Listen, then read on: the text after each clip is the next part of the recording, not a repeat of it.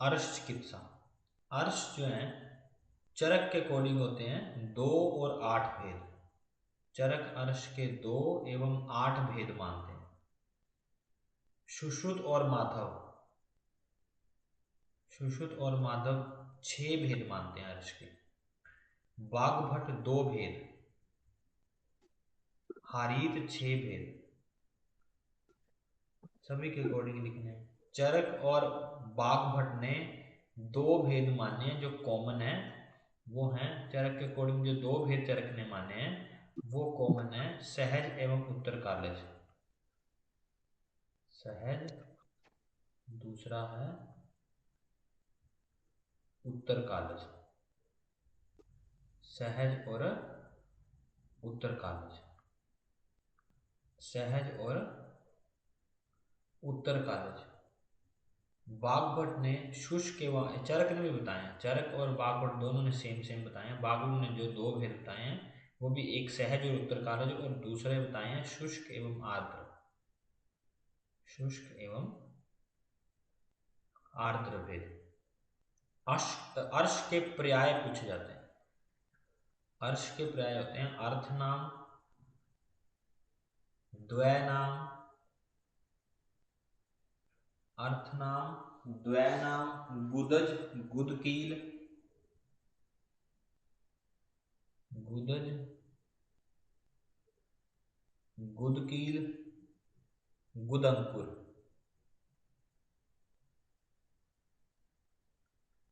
गुदज, गुदकील एवं गुदंकुर।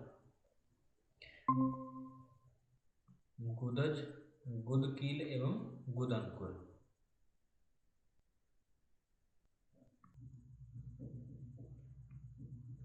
उसके बाद अगर आप नीचे अर्थ शब्द की निरुक्ति में देखें, आरिवत प्राणान शिनाति पीड़ती इति अर्श, ये माधव के अकॉर्डिंग है। विजय रक्षित ने अर्श की डेफिनेशन दी है, यहां लिख लो माधव, माधव या विजय रक्षित, विजय रक्षित माधव के लेखक हैं। आरिवत, शत्रु की तरह जो प्राणों का नाश करे या पीड़ा दे उसे अर्श कहते हैं। बाघभट्ट भी सिमिलर मिलती जुलती लाइन देते हैं। एक लिखना है आपके विमर्श में दिया होगा, आरिवत प्राणिनो, आरिवत प्राणिनो मास्किलेन, ये क्वेश्चन भी पूछा था। मास्किलेन निविशंति,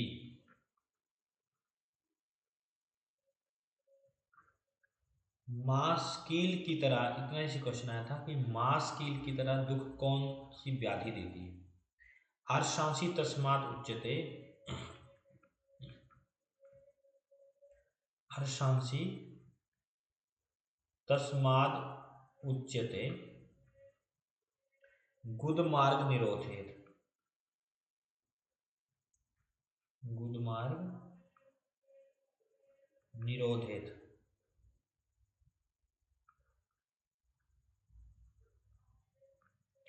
अरिवत प्राणिनो मास्किलेन निविशन्ति, अर्शांसी तस्मात् उच्यते गुदमार्ग निरोधे।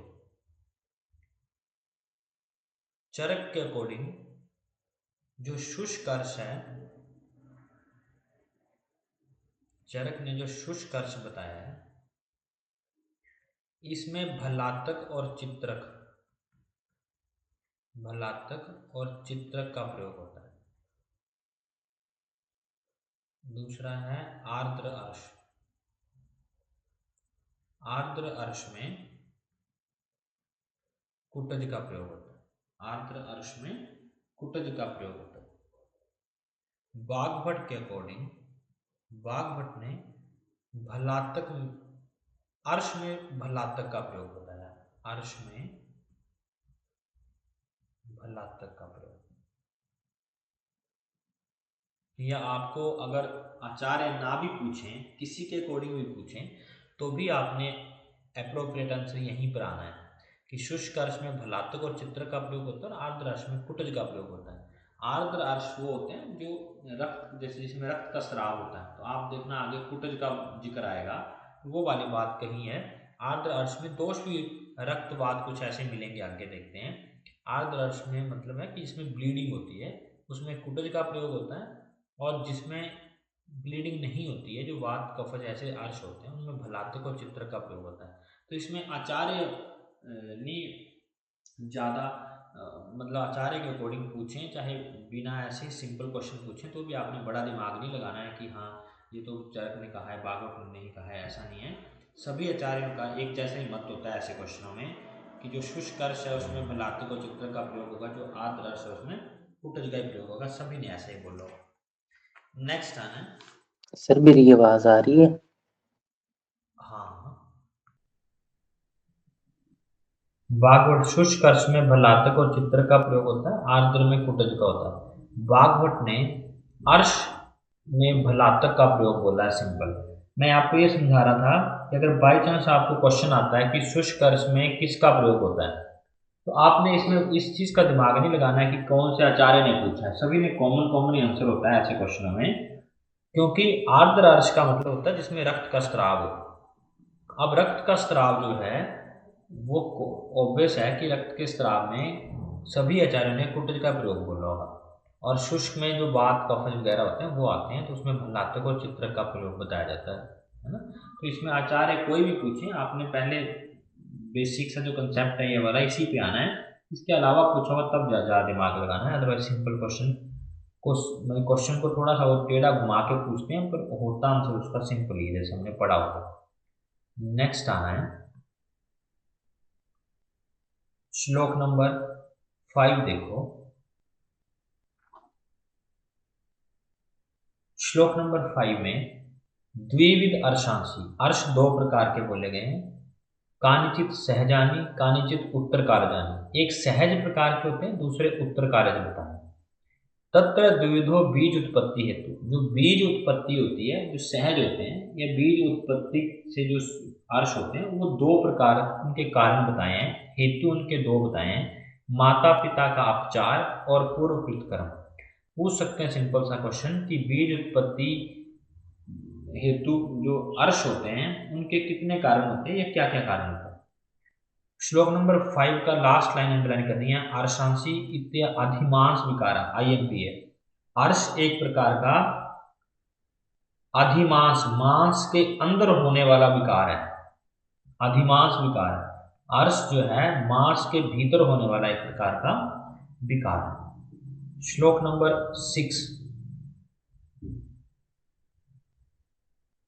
6 में आना है। अर्श का जो क्षेत्र है वो गुद से अर्ध पंचांगुल अवकाश है। गुद से अर्ध पंचांगुल का यहाँ पर मतलब है 4.5 अंगुल अवकाश में होते हैं। त्रिभाग अंतरोस्त्रितो गुलावले, 3 भाग अंदर जो 3 बलियां हैं गुदावलियां उनमें होते हैं। नेक्स्ट अंडरलाइन करनी है। सर्वेशम अर्शांशी सम अधिष्ठान मेद मास तो, सभी अर्शों में मेद मास और त्वक जो है इन्हीं के दूषित होने से ही उत्पन्न होते हैं। तो यहाँ पर निमोनिक आपने लिखना है।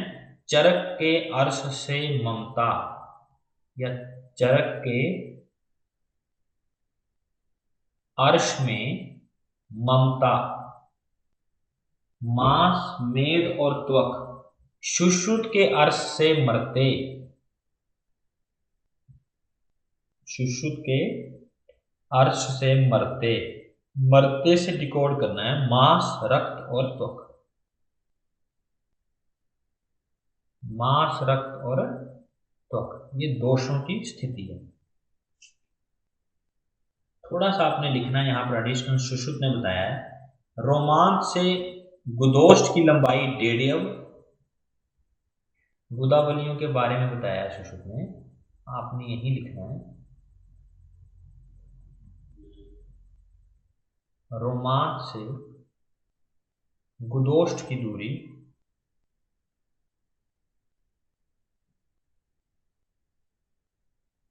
रोमांच से गुदोष्ट की दूरी या लंबाई 1.5 अव होती है। 1.5 अव गुदोष्ट से गुद की दूरी, गुदोष्ट से गुद की दूरी 1 अंगुल, गुदोष्ट से गुद की दूरी 1 अंगुल। अर्श जो है वो सुश्रुत बताते हैं। अकॉर्डिंग टू सुश्रुत, जो शिशन में होते हैं, ये क्वेश्चन आते हैं, शिशन में जो होते हैं वो कुर्चाकार होते हैं, कुर्चाकार। योनि में जो होते हैं वो होते हैं छत्राकार। जब डिटेल में पढ़ेंगे ना तो विद श्लोक पढ़ना है, केवल फिलिंग द ब्लैंक्स करके पूछते हैं। नाभि में गंडूपद मुख,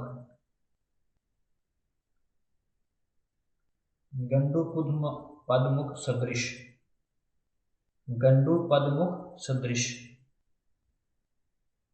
3 प्रकार की बलियां बताई गई हैं, प्रवाहिनी, विसर्जनी, सवर्णी। ये 3 प्रकार की बलियां होती हैं। गुदा की लंबाई 4.5 अंगुल है, और ये जिसमें प्रवाहिनी 1.5 अंगुल, विसर्जनी 1.5 अंगुल और सवर्णी 1 अंगुल होती है। गुदोष की लंबाई आधा अंगुल होती है।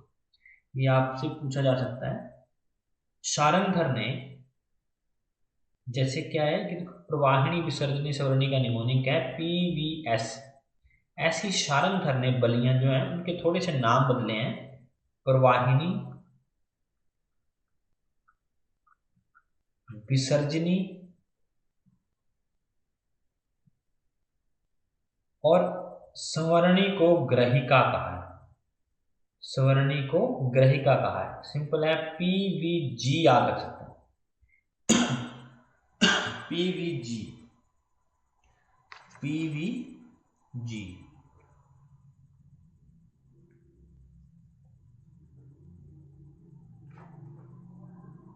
PVG। नेक्स्ट देखो, श्लोक नंबर 8 पे आए। श्लोक नंबर 8 पे अंडरलाइन करना है सहज अर्श के लक्षण। बड़ा ज़्यादा ध्यान नहीं देना, थोड़ा थोड़ा अंडरलाइन करना है। शर्करा, अश्मिरियान, जिनको बचपन से ही सहज वो होते हैं, जो जो पैदा होने से शुरू होते हैं, और उनको शर्करा और अश्मरी, ये भी साथ में स्टोन भी पाए जाते हैं। कुणप, गंध्या, आम पुरुषो, उनमें से उनके मल जो है उसमें से मुर्दे की गंध और कच्चा मल त्यागता है। नाभि, बस्ती, बंक्षण जैसे प्रचुर परिकृतिकावंती की प्रवाहिका होती है उसको। नेक्स्ट थोड़ा सा नीचे वाली लाइन में आना है। सुदुर्बल, दुर्बल अग्नि, अल्प शुक्र वाले लोग होते हैं ये। शिरशूली, क्षाम, भिन्न, सन, सख्त, जर्जर, स्वरम।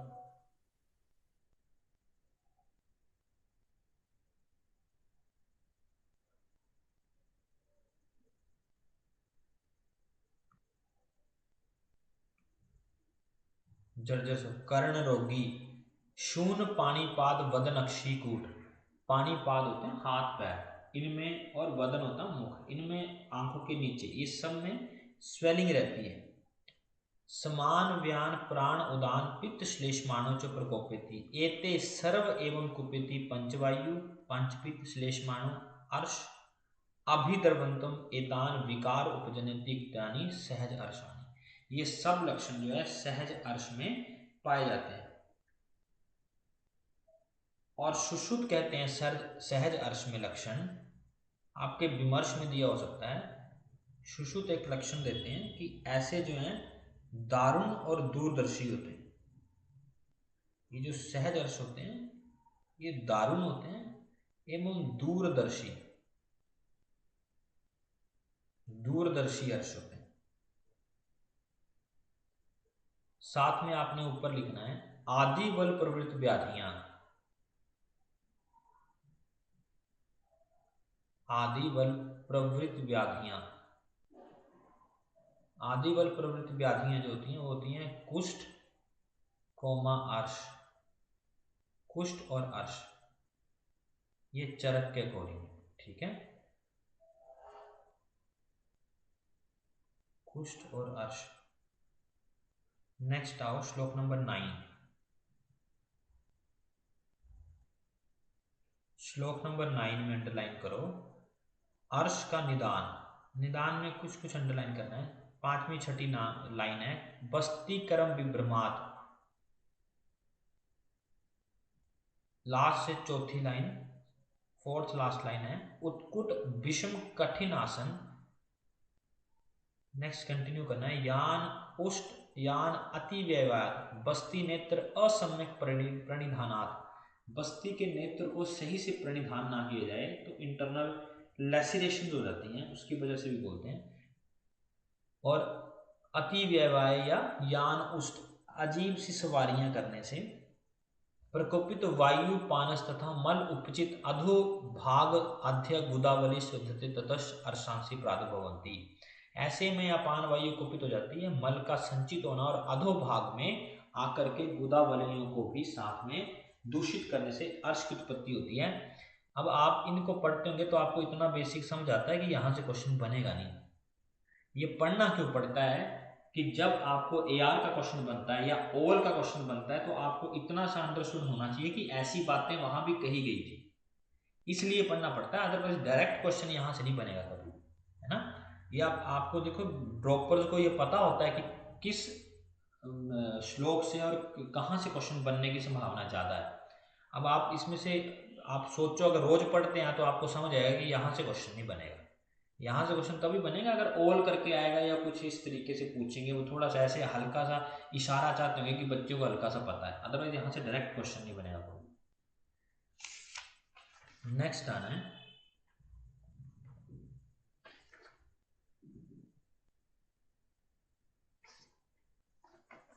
श्लोक नंबर 11। श्लोक नंबर 11 में देखना है, वातज अर्श के लक्षण बताते हुए कहते हैं, तीक्ष्ण अग्राणी वक्राणी, जिनके आगे से मुख तीखे होते हैं, प्रवाहिका अधमान। अब प्रवाहिका सहज में भी है, प्रवाहिका इधर भी है, इसलिए वो ऑल में पूछ सकते हैं कि प्रवाहिका किस किस में है, इसलिए वो बताएं। शिशन विष्ण बस्ती वंशन हृदय अंग ग्रह, अंग हृदय द्रव प्रबलानी। थोड़ा सा एक बार रीड कर लेना, अंगों में पीड़ा तीव्रता, हृदय में तीव्रता, इस तरीके से। कर्ण शंख शूल स्वरों उपघात करानी, स्वर उपघात मतलब उसका स्वर भी अच्छा नहीं होता, स्वर भेद मिलता है उसमें। सुश्रुत के अकॉर्डिंग आपने विमर्श में देखो, सुश्रुत के अकॉर्डिंग काफी इंपॉर्टेंट है इसके लक्षण वातज के, और पूछे जाते हैं, कई बार पूछे भी गए हैं। सुश्रुत बोलते हैं यहां पर विषम मध्यानी, विषम मध्यानी कदम पुष्प, कदम पुष्प तुंडी केरी, नाड़ी मुकुल, सूची मुख आकृति।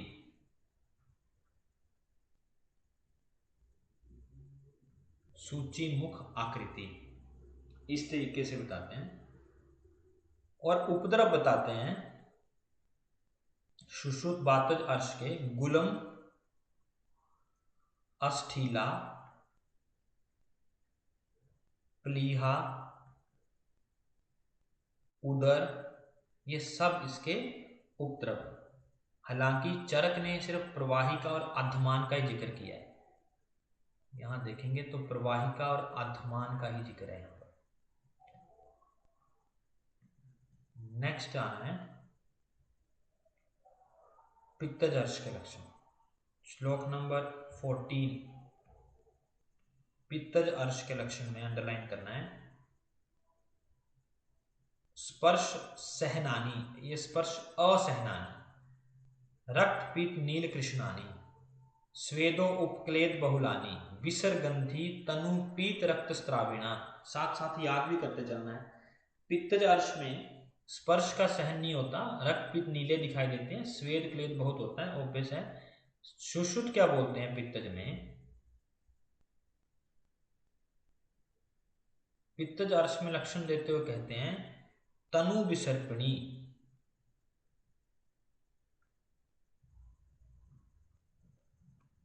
पित्तज में कहते हैं तनु विसर्पणी,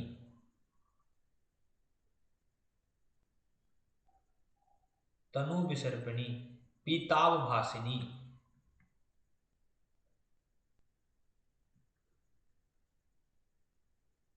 यकृत प्रकाशनानी, यकृत प्रकाशनानी, शूक जिह्वा संस्थानानी। खुरदरी होती है, शुक जीवा जैसी होती है उसकी तरह। यव मध्यानी, ध्यान से देखो इसमें सारी उपमाएं दी हैं, इसकी तरह, उसकी तरह, यकृत की तरह, शुक जीवा की तरह। यव मध्यानी, जलोका वक्त्र, आपसे सिंगल एक क्वेश्चन आना है यहां से, जलोका वक्त्र कौन सा अर्श होता है? जलोका वक्त्र सदृश, सहदा रुधिर, सदा रुधिर अतिसारे। पित्तज अर्श जो है वो रक्त के साथ रुधिर, हाँ रुधिर के साथ जो है अतिसार करता है। दाह के साथ रुधिर अतिसार, रक्तज अतिसार होता है। कफज अर्श में देखो श्लोक नंबर 17,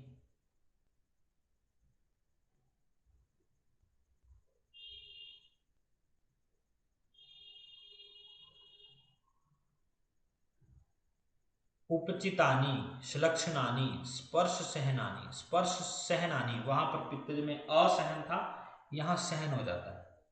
प्रवाहिका अति मात्रो, परिकर्तिका हल्लास निष्ठीविका आरोचक प्रतिशय, शीत ज्वर अश्मरी शर्करा हृदय इंद्रिय। नेक्स्ट प्रमेह कारिणाम, प्रमेह कारिणाम, जो कफज अर्श है उसमें प्रमेह के कारण भी होता है। दीर्घ काल अनुबंधी, मार्दों क्लैव्य करानी, बड़ा इंपॉर्टेंट है। साथ में कफज अर्श सुश्रुत के अकॉर्डिंग, सुश्रुत कहते हैं महामूलानी, महामूलानी, स्थिराणी, करीर पनस,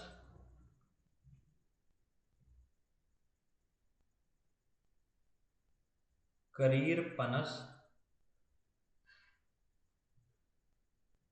करीर पनस अस्थि, गोस्तन, करीर पनस अस्थि गोस्तन कराणी, न विद्यन्ते न स्त्रवन्ति, न विद्यन्ते न स्त्रवन्ति, श्लेष्माणम अनल्पम,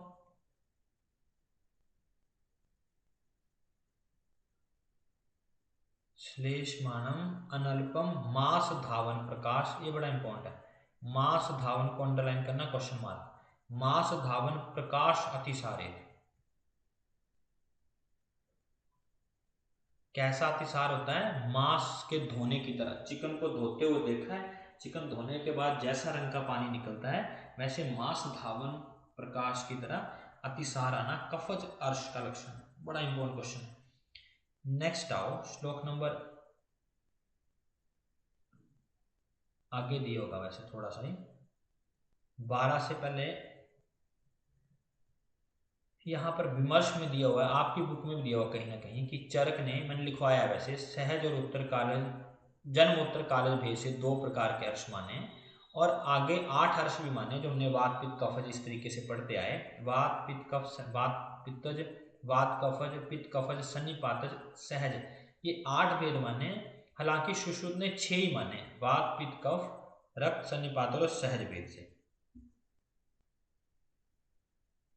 एक सुश्रुत ने जो रक्तज अर्श है वो एडिशनल माना है, उसका लक्षण दिया है, और कई बार रक्तज का पूछा जाता है क्योंकि वो चरक ने नहीं बताया।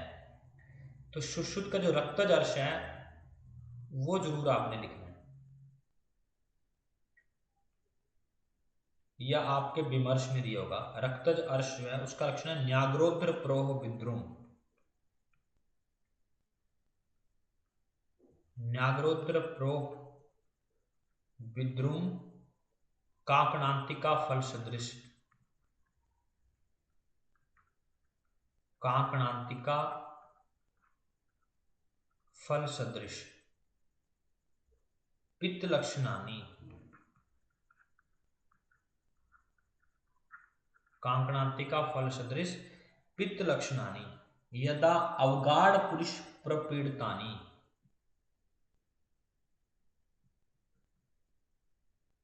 यदा अवगाढ़ पुरुष प्रपीडितानि।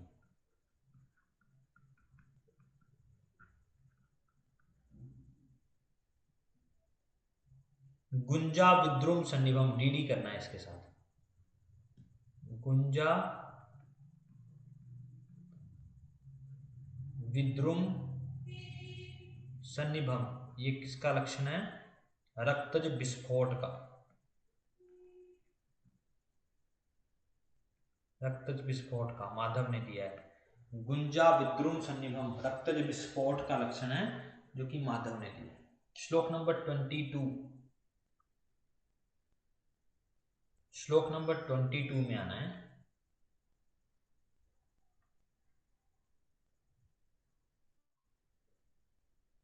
श्लोक नंबर 22 में देखो, इसमें अंडरलाइन करना, विष्टंभो अनस्य दौर्बल्य कुक्षिर आटोप एवं च कार्श्य उद्गार बहुल्य शक्ति साधो अल्प विटकता। ये क्वेश्चन कई बार पूछा है। और अर्श का पूर्व रूप जो है वो किस तरीके से पूछा जाता है? ग्रहणी दोष पांडु अर्श। ये तो पूरी लाइन ऊपर की पूछ लेते हैं, नीचे कि ऐसा कौन सी व्याधि है जिसमें ग्रहणी दोष पांडु आर्ते आशंका उदरस्य। ग्रहणी दोष, पांडु और उदर रोग की आशंका होती है। इसमें 3 रोग दिए हैं, एक ग्रहणी, एक अर्श और तीसरा उदर रोग। ऐसा कौन सी व्याधि है जिसमें ग्रहणी, अर्श और उदर रोग की आशंका होती है? पीजी इन उदर रोग, ऐसे लिखो, पीजी इन उदर रोग, निमोनिक बनाओ, पीजी इन उदर रोग। पांडु, ग्रहणी और उदर रोग की आशंका किसमें होती है? अर्श में होती है। और इसमें विष्टम्भ अन्न हो जाता है, अन्न पचता नहीं है, दुर्बलता, कुक्षि में आटोप, कार्श्य, उद्गार बाहुल्य, शक्ति साधु, कृष्णता और उद्गार का बढ़ जाना, अल्प विटकता, मल की अल्पता हो जाना ही अर्श का पूर्व रूप है। आईएमपी कई बार क्वेश्चन पूछे और बड़ा ऑथेंटिक है, ऐसा ही होता है। सुश्रुत ने पीजी इन शोष, पीजी इन शोष बताया, और भागवत ने पीजी इन उदर गुलम, पीजी इन उदर गुलम। निमोनिक डिकोड करेंगे तो बन जाएगा। नेक्स्ट आओ, श्लोक नंबर 23। अर्श में दोष विशेष का, अर्शांशी खलु जायन्ते ना सन्निपातिक स्त्रीदि भी, तीनों दोषों के बिना कभी भी जो है वो अर्श की उत्पत्ति नहीं होती। श्लोक नंबर 24, क्वेश्चन मार्क लगाओ। पंच मारुतम, पंचात्म मारुतम पित्तम कफो गुदावली त्रय सर्व एवं कुप्यंती गुदजाना समुद्भवे। 5 मारुत, 5 पित्त, 5 कफ, 3 गुदावलियां सभी एक साथ जब कुपित होती हैं तब अर्श होता है। श्लोक नंबर 25 सेकंड लाइन, सर्व देहोत्पातनी प्राया कृच्छतम मनानी च। बड़ी ज्यादा व्याधियां जो है वो कृच्छतम होती हैं, लेकिन लाइन का पैटर्न देखो, सर्व देह उत्पातनी, जो पूरे देह में उत्पात मचा दे या पूरे देह को पीड़ित करे, ऐसी कृच्छतम व्याधि जो है वो अर्श। डीडी करने वाली लाइनें लिखो, कृच्छतम ही कृच्छतम, ये किसके लिए कहा है? कृच्छतम ही कृच्छतम सन्निपातज मूत्र कृच्छ, सन्निपातज मूत्र कृच्छ। सर्व प्राया कृच्छतम,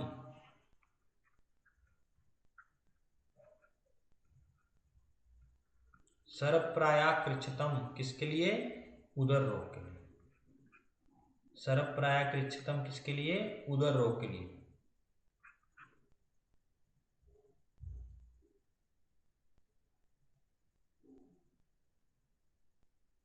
नेक्स्ट आओ,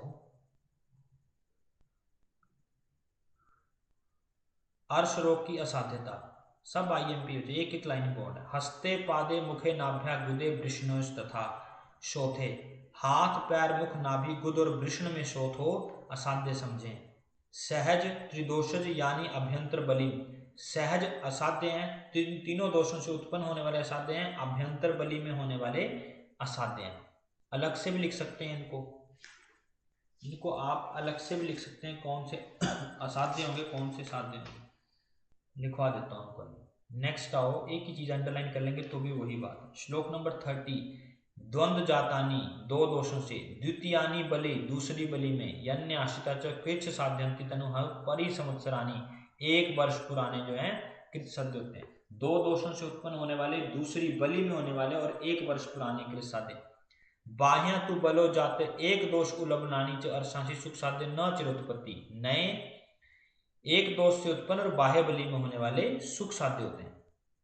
तीनों की कंडीशन लिखनी है तो लिख लो, एक दोष विद एक बलि साध्य,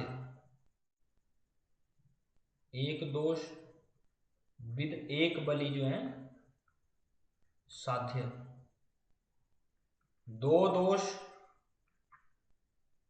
विद दो बलि, दूसरी बलि में, दो बलि में दूसरी बलि में कृच्छ साध्य। कृच्छ साध्य में एक और पॉइंट जोड़ो, प्लस एक वर्ष पुराना। दो दोष दूसरी बलि प्लस एक वर्ष पुराना कृच्छ साध्य, तीन दोष तीसरी बलि, तीन दोष प्लस तीसरी बलि प्लस सहज, ये होते हैं असाध्य, ये होते हैं असाध्य। श्लोक नंबर 32, तन्याशु ही गुदाबद्धम कुर्यात बद्ध गुदोदरम, और अर्श जो है शीघ्र ही कौन से रोग को उत्पन्न करता है, बद्ध गुदोदर रोग। ये कॉम्प्लिकेशन है, और आपने बद्ध गुदोदर का निदान भी देखा होगा, उसमें भी था उदावर्त और अर्श का होना बद्ध गुदोदर उत्पन्न करता है। यहाँ पर बोलते हैं अर्श जो है वो बद्ध गुदोदर को उत्पन्न करता है। मैंने वहां भी कहा था कि यहाँ भी रेफरेंस मिलता है, इसका क्वेश्चन आया है। श्लोक नंबर 34, क्रियते त्रिविधम कर्म भ्रंश तत्र सुदारुणम, पुंसत्वोपघात कर्म। तीन कर्म, क्रियते त्रिविध कर्म, दारुण उपद्रव के लिए हटाने के लिए तीन प्रकार के कर्म जो हैं अर्श में करने चाहिए। कौन कौन से हैं, शस्त्र है, क्षार है और अग्नि कर्म है। शस्त्र, क्षार और अग्नि कर्म। चरक के सुश्रुत बोलते हैं अर्श में चतुर्विध कर्म करने चाहिए।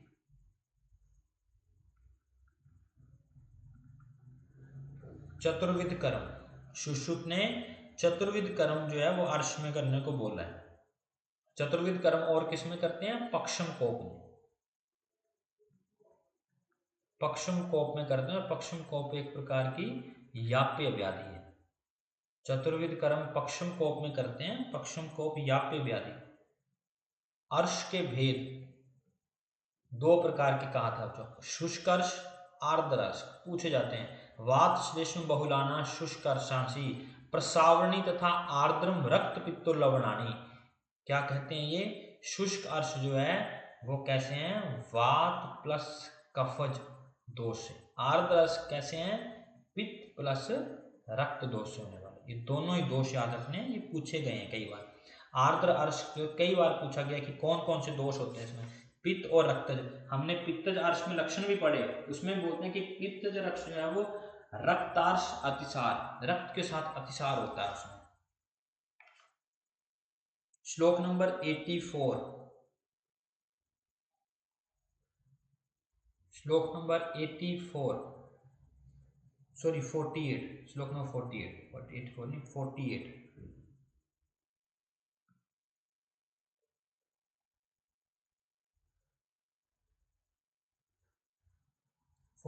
अर्श में अभ्यंग, कृष्ण सर्प, यहां रेफरेंस लिखो IMP, काले सर्प से, उनकी चर्बी से, उष्ट बराह जंतु विषण, काले सर्प की रेफरेंस मिलता है, काले सर्प की बसा से अभ्यंजन दधात धूपनम अर्शांसी हितम। काला अर्श है, काला सर्प है, वराह है, उष्ट है, जंतु है, वृंश दंश है। पर इसमें से क्या है, आपने क्या याद रखना, सिर्फ काले सर्प की बसा से अभ्यंजन एवं धूपन का रेफरेंस, यहाँ पर काले सर्प का रेफरेंस मिलता है, खासकर उसकी बसा का धूपन और अंजन किया जाता है। नेक्स्ट है ना श्लोक नंबर 54 की सेकंड लाइन, श्लोक नंबर 54 की सेकंड लाइन, प्रलेप स्याद गदादस्ति निम्बो भलातकानी IMP। यहाँ पर गज अस्थि का भी रेफरेंस मिलता है, ये भी क्वेश्चन मार्क है। गज अस्थि, दो रेफरेंस अर्श में मिलते हैं, एक काले सांप की बसा और दूसरी हाथी के हड्डी का चूर्ण भलातक के साथ मिला करके प्रलेप करना चाहिए। वैसे एक गर्धव, गर्धव होता है गधा, गर्धव अस्थि लेप जो है इसका रेफरेंस मिलता है श्वित्र कुष्ठ, श्वित्र कुष्ठ में। नेक्स्ट आओ तक्र अरिष्ट, 65 नंबर श्लोक पे आओ, श्लोक नंबर 65, सगुणाभ्याम वापी प्रायश्चित पौर्व भक्तिकम, पौर्व भक्तिकम खाने से पहले, सगुण अभ्या, गुड़ के साथ अभ्या को खाने, भोजन से पहले खाने में अर्शनाशक बताई है। श्लोक नंबर 74, तक्ररिष्ट IMP, रेफरेंस मिलता है इति तक्ररिष्ट का, पिबेत मात्राया कालेश्व अन्यस्य त्रिशिष त्रिशिस्तु, दिन में 3 बार, तीनों टाइम हमें तक्कर का मतलब सेवन जो है वो करना चाहिए। क्या काम करती तक्कर? दीपन रोचन वर्ण कफ वात अनुलोमनम,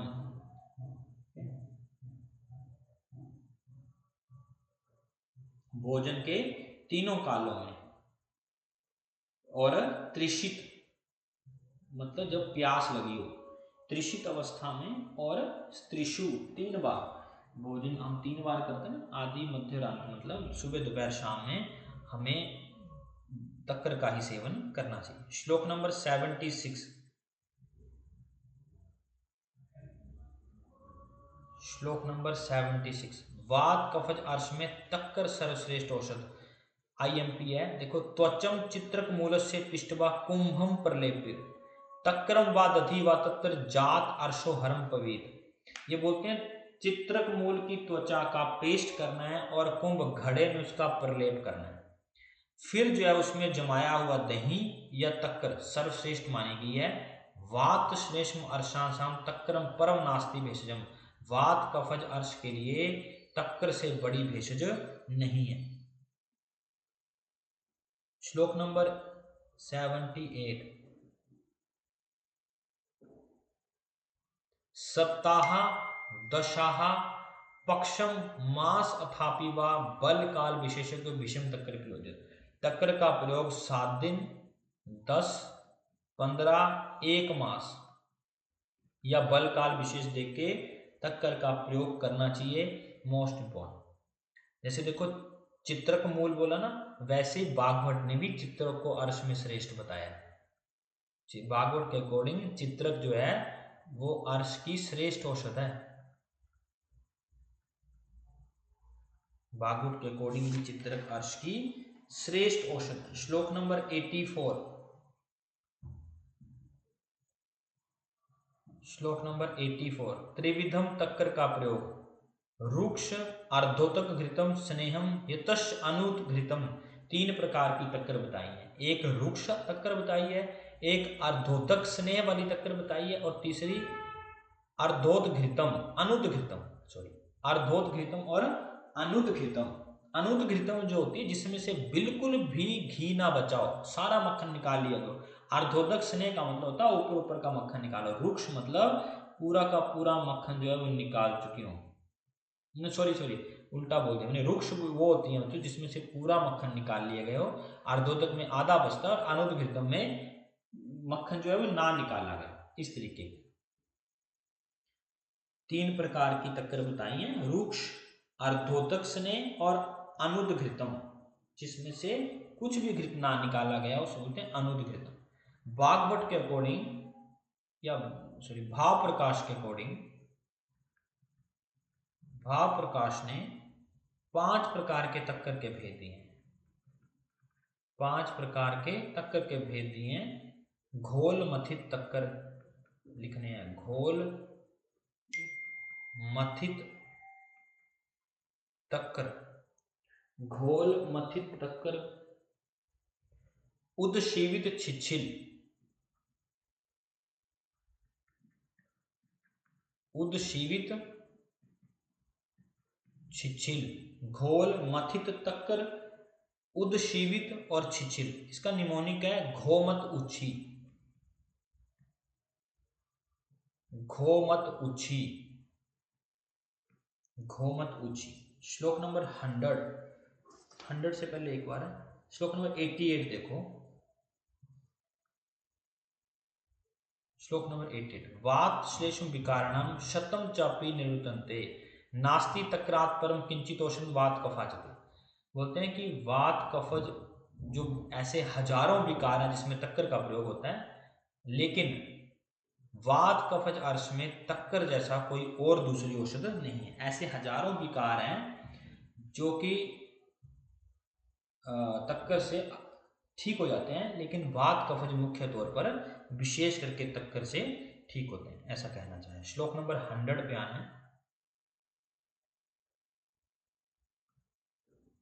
दुष्पर्शकेन बिल्वेन यवन नागरेन व एकैन अपि सिम्पटम पाठा अत्य अर्श रुजम। अर्श में रुजा को ठीक करने के लिए दुष्पर्श, बिलव, यव, नागर और पाठा को एक साथ मिलाकर के प्रयोग करने पर अर्श की रुजा का शांत होता है। आईएमपी नहीं है ये, एक चलते चलते पढ़ लेना, कुछ नहीं। श्लोक नंबर 106 में देखो, अंडरलाइन करना है। पिपलियादि घृतम, चव्याद्य घृतम, नागराद्य घृतम। सिर्फ नाम याद रखने हैं। पीसीएन घृत है, पीसीएन घृत, 3 घृत दिए हुए हैं। श्लोक नंबर अभ्यारिष्ट 138 पे आओ। 138 पे आने से पहले एक आपने कृष्ण आत्रेय द्वारा कहे गए जो द्रव्य है वो लिखने हैं। कृष्ण आत्रेय द्वारा लिखवाए हैं मैंने पहले भी।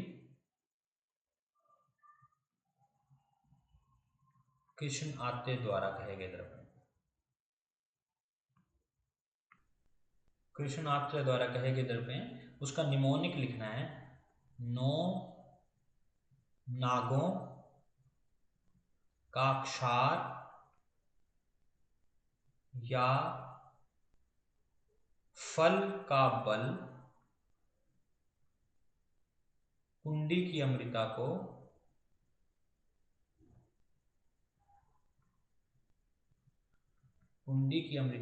जीवन देता है।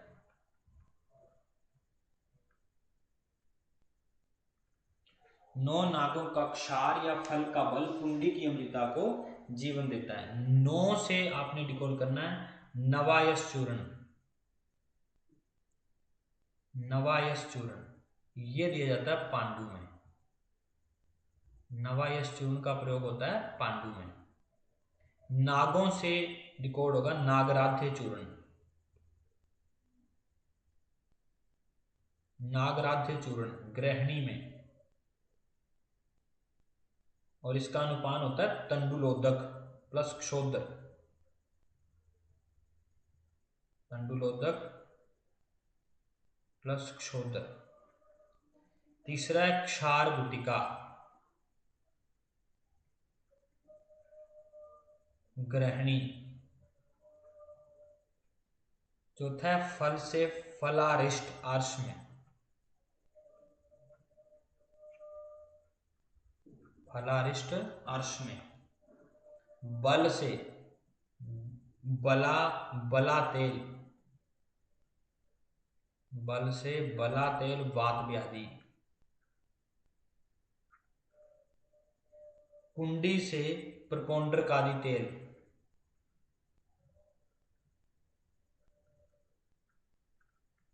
प्रपोंड्रकादि तेल शिरोरोग में, प्रपोंड्रकादि तेल शिरोरोग में। अमृत से अमृताध्य तेल, अमृत से अमृताध्य तेल वात व्याधि।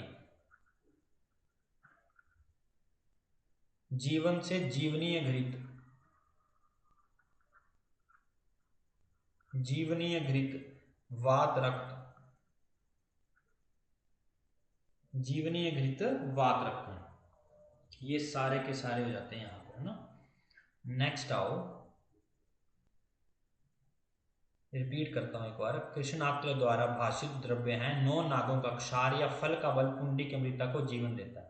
9 से नवायास चूर्ण, नागराध्य चूर्ण नागों से, क्षार से क्षार गुटिका, फल से फलारिष्ट, बला से बला तेल, पुंडी से प्रकोंड्रकादि तेल, अमृत से अमृतादि तेल और जीवनीय से जीवनीय घृत। श्लोक नंबर 138।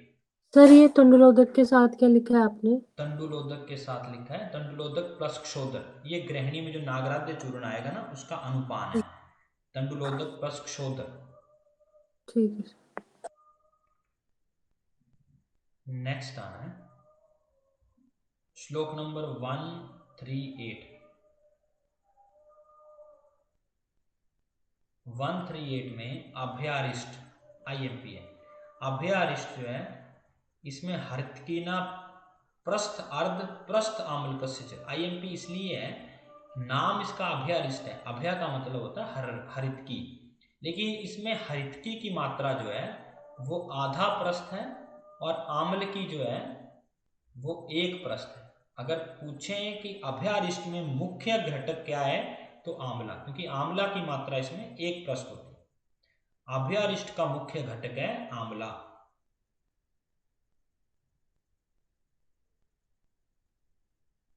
नेक्स्ट आओ, दंत्यारिष्ट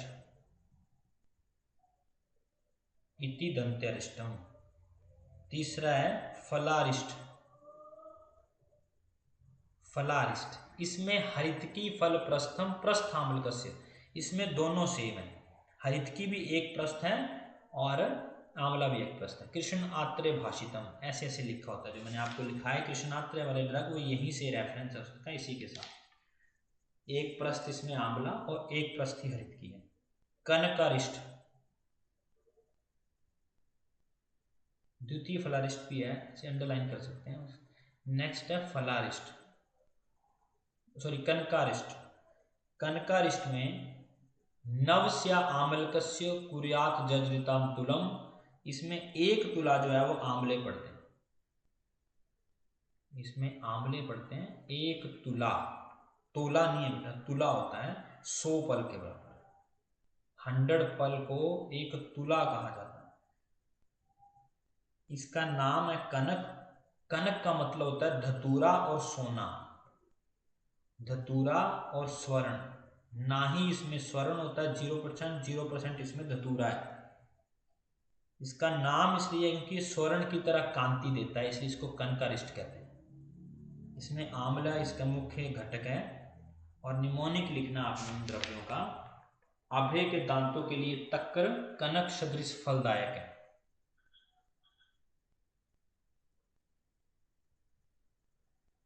अभय के दांतों के लिए तक्र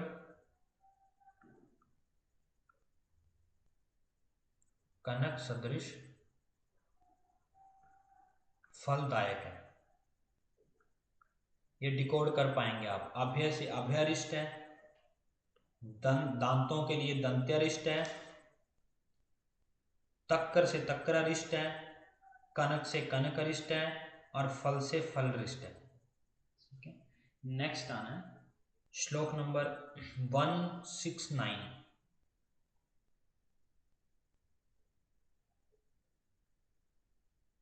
श्लोक नंबर 169। अर्श के लिए मत्स्यों का प्रक्षालन जो है पत्तर भंगोदकेन शोच कुर्याद उष्ण अंबसा, पत्तर के भांग के पत्तों को गर्म जल के साथ जो है वो शोच करना चाहिए, बोलते हैं गर्म जल और भांग के पत्तों को मिक्स करके या अलग अलग अप्लाई करने से जो है ये गुदा का प्रक्षालन करना चाहिए। उसमें क्या है, ये शुष्क अर्श की चिकित्सा बताई।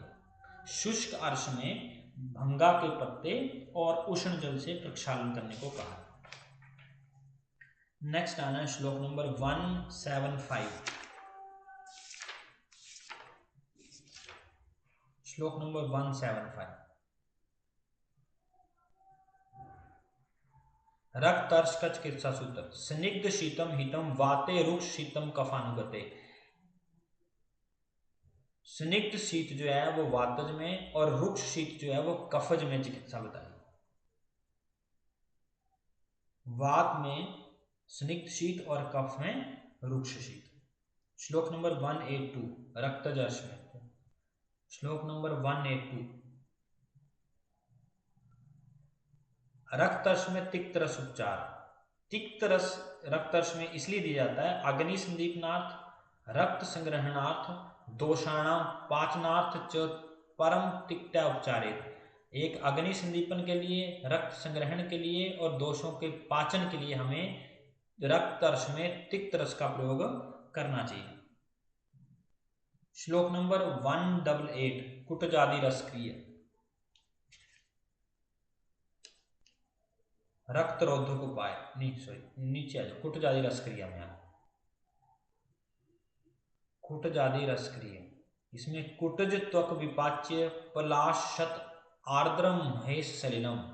पलाश इसमें सोपल, कुटज त्वक है, ये पलाश नहीं है, पल शत है, पल शत मतलब सोपल।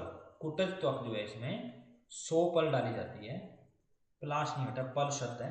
और साथ में महेंद्र सलिल आकाश का जल पड़ता है। इसका अनुपान है छगली पैसा पीता पेय मंडेन वा यथा अग्नि बलम। छगली पेय बकरी का दूध प्लस पेय प्लस मंड, ये अनुपान है। बकरी का दूध प्लस पेय प्लस मंड, ये तीनों जो है इसके अनुपान कुटजादि रसक्रिय की बताएंगे। और ये चिकित्सा किसकी चल रही है? रक्तज अर्श की चिकित्सा चल रही है। ये सब कुछ रक्तज अर्श में प्रयोग होता है, कुटज त्वक भी रक्तज अर्श में। श्लोक नंबर 198, श्लोक नंबर 198 रक्तज अर्श में कुटजाद्य कुटज फलाद्य घृतम भी रक्तज अर्श में। श्लोक नंबर 209 श्लोक नंबर 209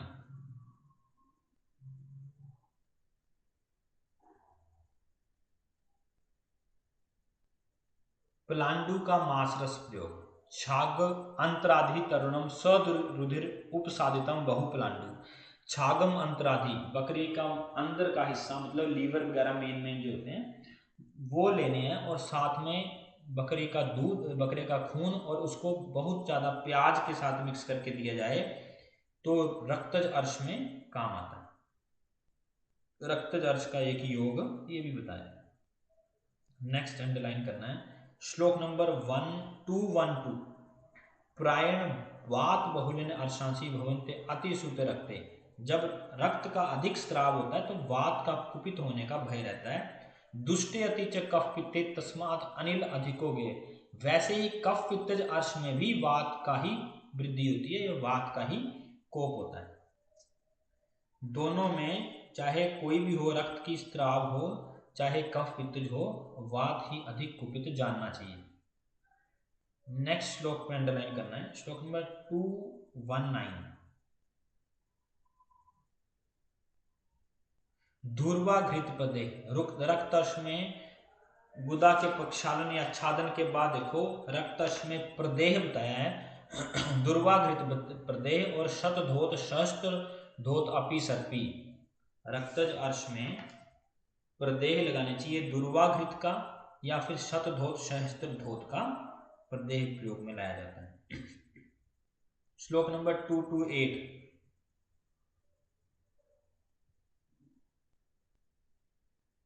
पिच्छावस्ती त्रिप्रस्थम सलिल स्यात् क्षीर प्रस्थम च साध्येत।